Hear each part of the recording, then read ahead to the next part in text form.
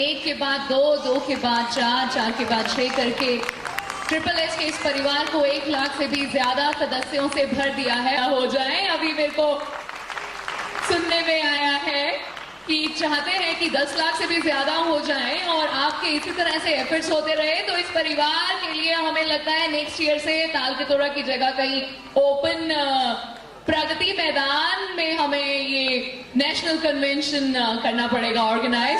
Very big hand, जोरदार तालियों के साथ। Thank you so much. और मैं जानती हूं कि आप सभी सुनना चाहेंगे मिस्टर ग्रेवाल से 2 शब्द। थैंक यू दोस्तों, सभी को मेरा नमस्कार। क्या बात है, आर्थिक क्रांति के रचयिता अपने ऑनरेबल डायरेक्टर्स और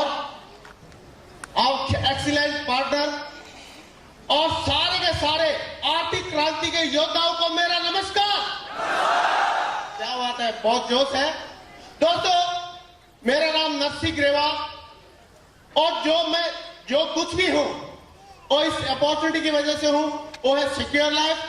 क्योंकि सिक्योर लाइफ में आने से पहले मैं आपको बताना चाहूंगा, मैं एक साधारण सा क्लर्क था और मुझे ये अपॉर्चुनिटी मिली और अपॉर्चुनिटी मिलने के बाद इसमें चलना शुरू किया। तो जैसे ही चलना शुरुआत किया तो मेरा उंगली पकड़ लिया सिस्टम ने। अगर सिस्टम मेरे साथ नहीं होता और ऐसी अपॉर्चुनिटी मेरे पास में नहीं मिलती या मुझे नहीं मिलती तो मैं कुछ नहीं था, मैं बिल्कुल जीरो था। कैसे सिस्टम ने मुझे उंगली पकड़ के आगे लेके गया, मैं इसका एक छोटा सा वाक्य बताना चाहूंगा कि जैसे मैंने ज्वाइन किया था, ज्वाइन करते ही मैं एक दिन बैंक में ड्राफ्ट बनाने के गया और बैंक वाले साहब जो ग्रेजुएट थे, पढ़े लिखे थे, उन्होंने एक फ्री की सलाह दे दी। क्या सलाह दे दी कि आप तो खुद तो कर रहे हो, दूसरे को क्यों फंसा रहे हो। अब मैंने उसी टाइम बाहर निकला, मैं बाहर निकला और निकलते ही मैंने अपने अपलाइन से फोन मिलाया कि सर मुझे बैंक वाले साहब ऐसे ऐसे सलाह दे रहे हैं, कहीं उनकी बात सच्ची तो नहीं है। तो ओम प्रकाश जी ने एक ही बात बोली, हमारे अपलाइन ने एक ही बात बोली कि कांग्रेचुलेशन ग्रेवाल जी, आपको भी लोग ऐसे आपकी टांग खींच रहे हैं, आपको फ्री की सलाह दे रहे हैं, कांग्रेचुलेशन, आप डायमंड बनने वाले हैं। Thank you, thank you. लेकिन दोस्तों उस दिन ये बात मेरे को नहीं पची। मैंने सोचा लोग टांग खींचेंगे तो मैं डायमंड कैसे बनूंगा, ये तो उल्टी बात बोल रहे हैं। लेकिन फिर भी सर को मैंने बोला, सर आप सही बताएं, मुझे सही गाइड करें। सर ने एक ही बात बोला दोस्त आप ये बताओ बैंक वाले साहब कितने रुपए सैलरी ले रहे होंगे। मैंने बोला सर 10-12 हजार रुपए। और बोला जो हमारे सफल डायमंड है, जो हमारे आदर्श है, वो कितना ले रहे होंगे। मैं बोला सर 10-12 लाख रुपए। तो बोला दोस्त अभी फैसला आपने करना है, अगर आप 10-12 हजार वाले की बात मानोगे तो 1000 वाला बन जाओगे और लाखों वाले की बात मानोगे तो लाखों वाला बन जाओगे। फैसला आपका है।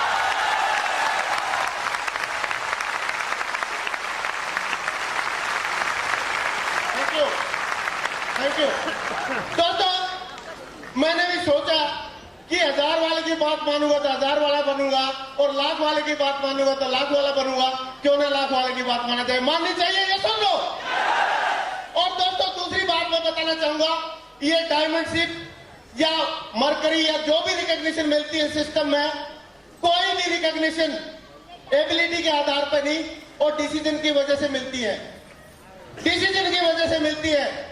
हमने प्लान देखा, सिस्टम में ज्वाइन करने के लिए सोचा, उसमें योग्यता चाहिए थी, निर्णय चाहिए था।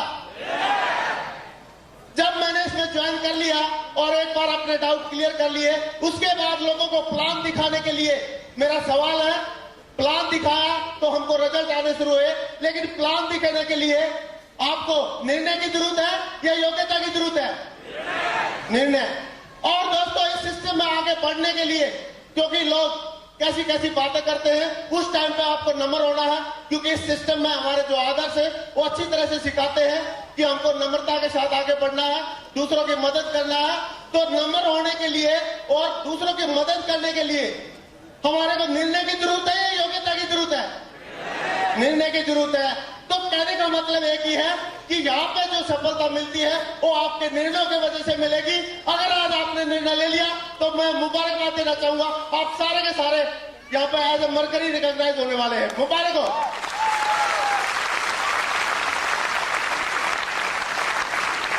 Thank you.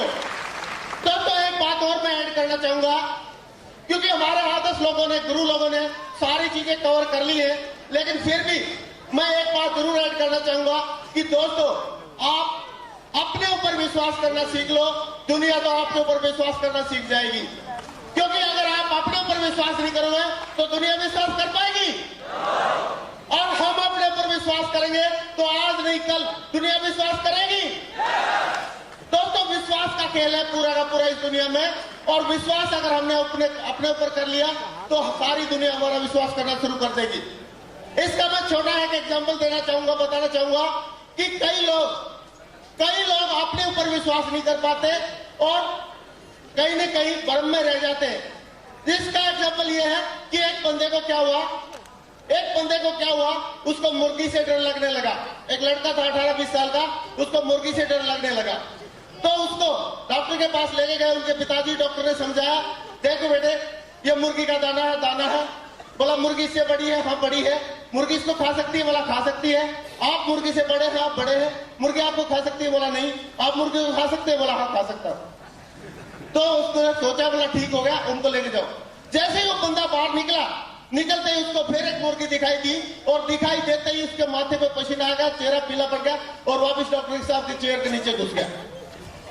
उन्हें डॉक्टर साहब ने सोचा बंदे को फिर ठीक करना पड़ेगा, फिर समझाता हूं उनको। फिर दोबारा पूछा, बोला बच्चे देख, ये मुर्गी का दाना है? बोला हाँ दाना है। ये मुर्गी इससे बड़ी है? हाँ बड़ी है। मुर्गी इसको खा सकती है? खा सकती है।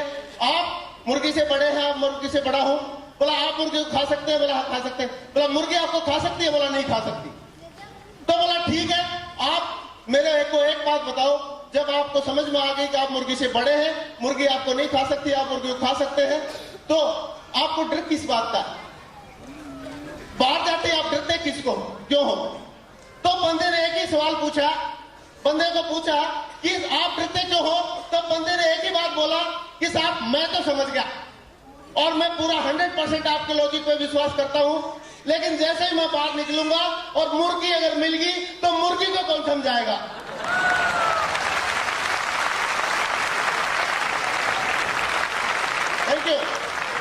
Thank you.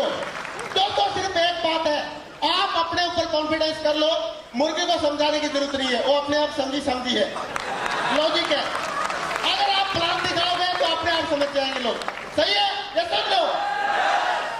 दोस्तों, एक बात और, भगवान सभी को रोल देता है, किस रोल में हमारे को उतारा है वो रोल हमको पूरा करना चाहिए। एक भगवान के भगत थे, उन्होंने जंगल में गए, उन्होंने देखा कि भगवान किसी की मदद नहीं करता, लेकिन अचानक देखा एक हिरण के ऊपर शेर झपटा। शेर ने आधा खाया और आधा छोड़ दिया।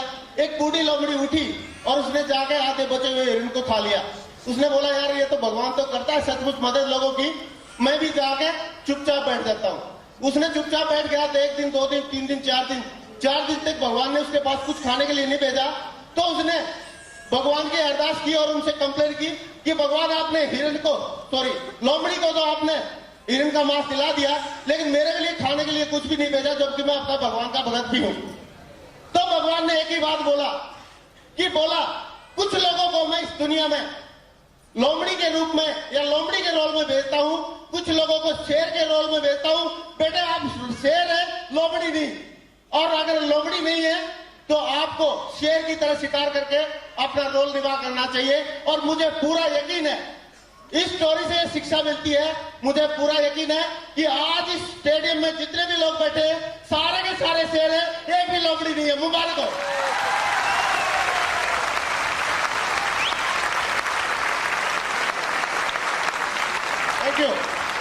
Thank you. दोस्तों, जो भी कुछ है इस सिस्टम का है, जो भी कुछ है, जो रिकॉग्निशन मुझे मिली वो सारी अपॉर्चुनिटी की वजह से मिली, इन इतने अच्छे प्रोडक्ट की वजह से मिली। मैं इसलिए तहे दिल से हमारे क्लाइंट, हमारे डायरेक्टर्स और सारे की सारी टीम और सारे के सारे लोगों का जो